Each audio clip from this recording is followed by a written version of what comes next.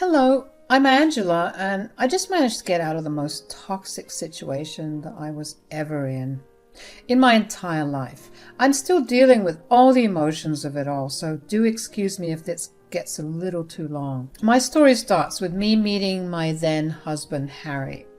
Harry and I met at college. We started dating pretty quickly because he was one of the most good-looking guys on campus, and I was pretty good-looking myself. We dated for a long while. Harry proposed to me right after we graduated, and while I said yes, happily, we both knew that we needed to wait a little while longer before we actually got married. We were both very focused on our careers and wanted to make sure we were both in a good place before we did something as big as marriage. Harry also asked me to move in with his family because that would allow him to work better and allow me to get to know them. I agreed because of his reasons, along with the fact that I would be saving money on housing. I worked really hard at that point. I knew that I wanted to have a luxurious wedding, and I wanted it to be with all our family around us. In the meantime, Harry was focused on working at his father's firm. He came from a pretty big and influential family. He was also really rich, which is why my dream to have a big wedding was not a far-fetched idea. Anyways, we focused on our careers for around 4 years before I got pregnant. It wasn't a planned pregnancy, and I was pretty shocked that I got pregnant considering we were being careful about it. I was so hell-bent on me not being pregnant that I even went to the doctor to confirm it, and she told me that I was already 3 months along. That evening, I had to sit Harry down and tell him the news. So, I have some news. Well, is it good or bad? I don't know. It's whatever you want it to be. Okay, you're scaring me. What is it? I haven't gotten my period for the last 3 months. At first, I didn't think there was anything wrong with it because I thought it was just the birth control doing it, until something told me to take a pregnancy test. Oh no, are you telling me? Yes, I'm pregnant. Oh my God. Okay, well, are you sure the tests were not fake or give wrong results? I thought the same thing too, so I went to the doctor to get tested and they confirmed it too. Oh, wow. Wow, I didn't expect that. We have so much to do. This is wonderful. Really? Of course. How could you think that this was bad news? I didn't know how you'd take it. I mean, we were pretty focused on our careers and a baby would be a big bump in the road, literally. Well, I can assure you it's very good news. First things first, we have to get married. Finally! We immediately began planning for the big lavish wedding. Within the next 2 months, everything was set. We said our vows and we became husband and wife. Harry was very kind and gentle with me when I was pregnant. Even with the wedding planning and the wedding itself, Harry never left my side. He made sure I was comfortable while having a good time. However, after around 2.5 months of getting married, Harry's behavior began to change. He stopped looking after me. He stopped checking in on me. I tried to talk to him on multiple occasions, but he refused to tell me what was wrong. I eventually gave birth to my beautiful daughter, Petal. Harry hadn't been there when I was giving birth, and that only added to my pain. Thankfully, my mother-in-law, Lucy, was there with me. I was in the hospital for about a month after I gave birth due to a lot of complications after birth. I had a mini stroke and lost a lot of blood. Harry didn't visit me even once, and I was hurt beyond words can describe. What kind of husband leaves their wife to suffer that way? Anyway, Lucy told me a couple of weeks after I gave birth that Harry was going to perform a DNA test on Petal to see if she was really his. Apparently, he thought it was too suspicious that I suddenly got pregnant. Hearing that only made me feel even worse because I had never even once given him the chance to doubt my faithfulness. He conducted the test anyway, and it confirmed that Petal was his child. But by that point, Harry had checked out of being a father and husband for so long that he just found it more comfortable. Even after I returned back home, I tried to talk to him about it, but he told me he wanted nothing to do with either Petal or me. It was in this manner that Petal and I stayed for the next 7 years. It was a painful time for me, but there wasn't much I could do. Harry had made me quit my job when I was pregnant, and I had no savings to fall back on. Plus, Harry was doing well at his father's business, so I knew that he could provide for us. I only stayed in the house because I wanted to be with Petal without having to face any issues. He barely looked at Petal and my way. He would complain if I raised any issues with the household work or the lack of thereof. I learned very quickly that Harry was not the sweet-tempered man that I had known before. The only reason I was still living there was because he knew that I was taking care of his parents, a job he didn't want to do. His parents, Patrick and Lucy, doted on Harry a lot. They believed that he could do no wrong, so even when they could see the way he had been treating me and my daughter, they didn't care. They fully believed that I was the reason that Harry was ignoring his duties. They believed that I had done something that warranted that behavior with us. I was initially really hurt by that, but I learnt to let go. You see, Patrick and Lucy suffered from a lot of issues. Patrick was diabetic and Lucy was on heavy medication for her heart issues. They required a lot of care and attention. I felt bad for them, so I took over the role of primary caregiver for them. Harry and Mike were always swamped with work at their business, so it was hard for them to look after their parents. I did suggest to Harry that they hire someone to look after his parents, but he refused. Ever since he took over the household expenses, he made everyone's lives miserable. He would not spend a cent unless it was absolutely necessary. I cannot tell you how many canned and microwaved foods we have eaten up until then. It got to a point where I was taking Petal out to salad houses just so she could get some actual nutritious food in her system. I remember there was this one time when Petal got really sick. She had a very high fever that refused to go down. I began to panic when she showed no signs of improvement, and I had to beg Harry to take her to the hospital. "Petal is sick. We need to take her to the hospital." "It's just a fever. Just throw a wet cloth on her head and call it a day." "Harry, she's been sick for a week and hasn't improved in the least. She's barely eating anything, and I just know that something is really wrong." "Just let her heal on her own. If you pamper her, her body won't learn how to fight off sickness by itself." "She's your daughter, Harry. Don't you have even the slightest bit of sympathy?" "Not really." "Does me panicking and crying at least make you feel a little bad? I'm literally just begging you to give me some money to take her to the hospital." "Do you even know how expensive hospitals are?" "That's right, you don't. You don't earn a cent, and you're just freeloading off of us. And you have the nerve to ask me for money to fund your expenses?" "Oh yeah? And whose fault is it that I'm not working? You forced me to not work after I gave birth. The least you can do is take some responsibility. Look, after Petal was born, I realized just how much I detest domestic living, and I wanted to rid myself of you guys, but you guys stuck to me like glue and refused to leave. If it were up to me, I would have thrown you out a long time ago. You know what? Forget it. I don't even know why I bother with you." I walked away from him with tears in my eyes. As I was walking towards Petal's room, I bumped into Mike. He looked worried when he saw me crying. I quickly explained my situation to him, and he looked alarmed. He asked me to grab Petal and meet him in his car.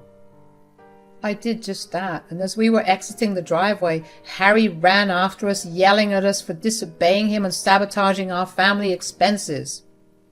Mike told him to stop being a heartless jerk and to just let the kid get the treatment she needed. Before Harry could reply, Mike drove away. My heart was pounding in fear for Petal. If Mike hadn't helped me, I probably would have asked a friend to lend me some money, and I would have had to pay them back eventually. I was really grateful to Mike, who, unlike his brother, actually had a heart. When we got Angela into the ER, they conducted a lot of tests on her and concluded that she had a severe case of hyperpyrexia, which is just a fancy way to say a really high fever caused by another issue. But since Petal was a child, her bigger arteries were all inflamed, making the fever even worse. She was made to stay in the hospital for another few days so they could monitor her and bring her temperature down. Every one of those days, Harry called me to tell me what a selfish person I was for taking Petal to the hospital after he already told me not to. The first day I got his call, I explained the situation to him, but he didn't care. The calls after that, I didn't care to listen to a word. Mike, on the other hand, was a godsend. He made sure to swing by the hospital every day, and he stayed with Petal for a few hours so I could go take a shower and eat a proper meal. He also brought a lot of Petal's toys for her to play with, and that made her really happy. Seeing her smiling and laughing after days of watching her suffer made me feel better about our situation. After Petal got discharged from the hospital, Mike actually began making an effort to make our lives easier. Before, he barely batted an eye at us because he was a big believer in minding his own business. He figured that we were Harry's mess to deal with. He treated us with respect but never actually checked to see how we were living with them. I remember when he took Petal and me out to the park one day. We watched Petal play around while the both of us ate ice creams. He seemed lost in thought and a little sad, so I asked him, "What's wrong? Why do you look so lost in thought?" "Oh, it's nothing." "Come on, you helped me out when I most needed it. Let me at least be a shoulder to lean on for you." "Well, I was just wondering how my brother could possibly let the both of you go so easily." "Oh yeah, well, it was super hard for me to grapple with also. In fact, I still struggle with it. There have been so many moments when I just look at him and expect him to go back to being who he was when we first met. I mean, it takes a special kind of heartlessness to abandon your own child when she still lives in your house. I've just learned to be grateful that he hasn't kicked us out. I mean, who would hire someone who hasn't worked for the last 7 years? I haven't even updated myself on all the changes that happened in my field. Why don't you try to find a job, though, even if it isn't in your field? Earning some money is better than earning no money, you know? You have no idea how badly I want to earn my own way, but I don't have the time to work. What do you mean? You could always work during the hours that Petal is in school, and if you need it, I can help you enroll her into a daycare where she can stay after school. You really are an angel, aren't you? While I really appreciate that, I can't take you up on that offer. Even if I'm not taking care of Petal, I'm taking care of your parents. Between that and cooking everyone's meals and cleaning the house, I have 0 time to do anything else. Oh man, I completely forgot about everything else you've been doing for us. Oh my God. I'm so sorry that I turned a blind eye towards you for so long. I promise I'll help you out and make your days easier. I'll even help set you up with a job. I was surprised by how apologetic Mike was. In those months, I just learned to live as if I was invisible. To actually get recognized for all the work I had been doing made me feel really happy. After that, Mike began helping around quite a lot. Along with doing some household chores, he also helped his parents out with whatever they needed whenever he was free. This allowed them to spend more time as a family as well. Mike also got me set up with a desk job at one of his friends' companies. It wasn't a lot of money, but it was honestly more than enough for me to be able to move out and get my own place in a couple of months. Harry was not happy that Mike was helping me out so much. He constantly brought up how Mike was spending the family money on people who didn't deserve it. The first time that happened, Mike lost it at Harry. They got into a very heated argument that almost turned physical had I not stepped in. After a while of listening to the same comments over and over again, Mike learned to ignore whatever Harry said. I knew that if I was ever alone with Harry, he would unleash his anger at me, so I made sure to stay out of his way at all times. I needed to buy myself some time until I had enough money to put down a deposit for an apartment. And one day, while I was quietly walking past Harry's room so I could go visit Patrick and Lucy, I happened to hear Harry yell. Curiosity got the better of me, and I peeked in through the crack that the door was open. I watched as Harry punched his pillow with frustration. I then watched him sit on his bed completely still. He looked like he was going insane, if I'm being honest. Just as suddenly as he had gone still, he jumped back to life. He fumbled around his pockets before he finally pulled out his phone. He got on a call with someone and began talking about how it was Mike's team that was pulling in most of the revenues and how his team was beginning to want to work with Mike. He also complained about the decline in the work ethic in the office because of Mike. The both of them had their own teams to manage, and they also had two entirely different ways of managing those under them. Harry was an authoritarian leader who was very strict with those under him and constantly overworked them. Mike, on the other hand, was a lot more lax with his team. He treated them all with respect and listened to them. Now, it's pretty obvious why Mike's team was super productive. Harry did not understand why and hated Mike for it. He also complained about how Mike was changing things in the house and that he was beyond angry with Mike. Harry began to tell the other person about how he was going to sabotage Mike and everyone else living in the house because none of us respected him and his words, so he saw no point in having us there. I couldn't believe what I was hearing, although I decided to chalk his words up to him being angry. I figured that he would not have the time or capacity to follow through on his word. But I did make sure to keep an eye on him over the next week, and then one day he brought one of his friends over. They sat in his room as they discussed Harry's plan to sabotage Mike. "Look, Caleb, I'm just tired of Mike and his shenanigans." "I get that. So what are you going to do about it?" "I don't know. But all I know is that the man gets on my nerves. Suddenly he's become a good guy. He's been looking after my loser wife and child, and he's been taking care of our parents." "Do you think he's doing this for some gain?"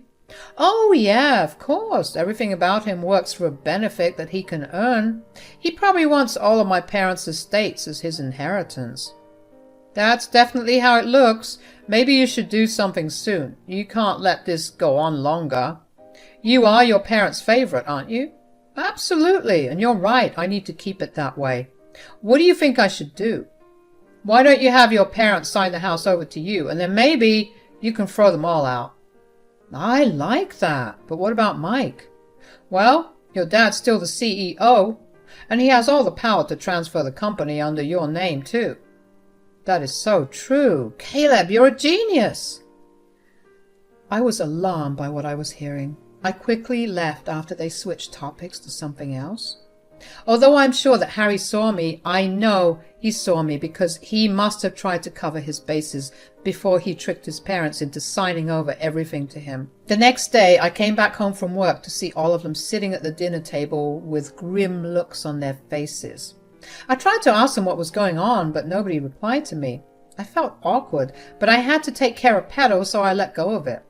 That night I sat and thought about whether I should even call them about what I overheard, and I thought that they had a right to know. Even if Patrick and Lucy were a little mean to me, they still took great care of Pedro whenever I needed it. And Mike was just amazing in general. The next day I came back from work, prepared myself to talk to Patrick, Lucy, and Mike about my plan. My heart raced as I walked into the living room to talk about it. Thankfully, Harry was still out, and I knew I had a little while before he came back home. "Why did you call us here?" "Well, I just wanted to tell you about something I found out the other day." "Hurry up with it." "I happened to overhear Harry talking to someone on the phone the other day. He made plans to take revenge on Mike and in turn take revenge on the both of you." "Get out." "Excuse me? You heard what he said."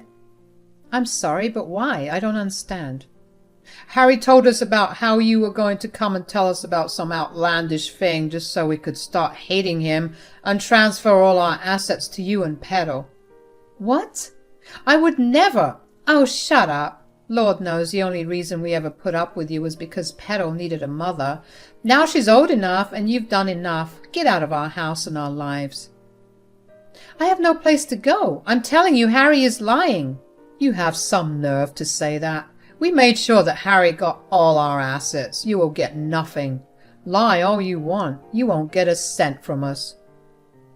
"And since you have no place to go, I'm sure CPS would not like that." "You can't be threatening me with my daughter." "You either leave peacefully or we kick you out and have Petal's custody given to us." "Fine, I'll leave. Just please take good care of my little girl." I packed my things up and tearfully kissed Petal goodbye. She cried a lot, and it only made my heart break even more.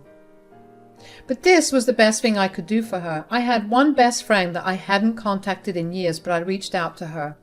Thankfully, she was more than willing to help me out. She opened her house to me, and that was where I moved in. She gave me her shoulder to cry on and listened to me. We caught each other up on our lives, and I actually did manage to squeeze out a laugh every now and then. I managed to fall asleep pretty easily because the mental and emotional strain was too much.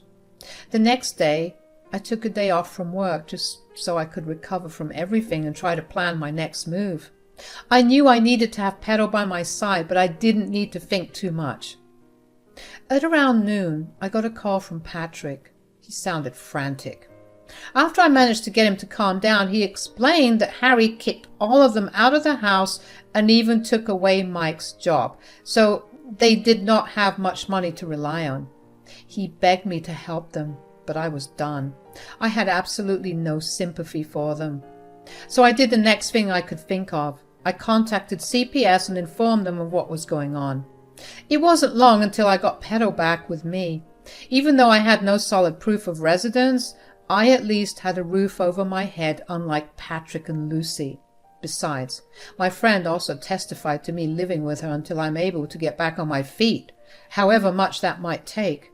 I got a lot of calls from Mike and his parents, calling me a flurry of colorful words for taking Petal away instead of helping them. But from how I saw things, I tried to warn them of this happening, yet they chose to make me suffer in the worst way possible. I'm always going to be grateful for how much they helped me, but this was crossing a big line. As for right now, I have full custody of Petal, and I'm in the middle of getting a divorce from Harry. My best friend helped me find a good job, and life is finally beginning to look up.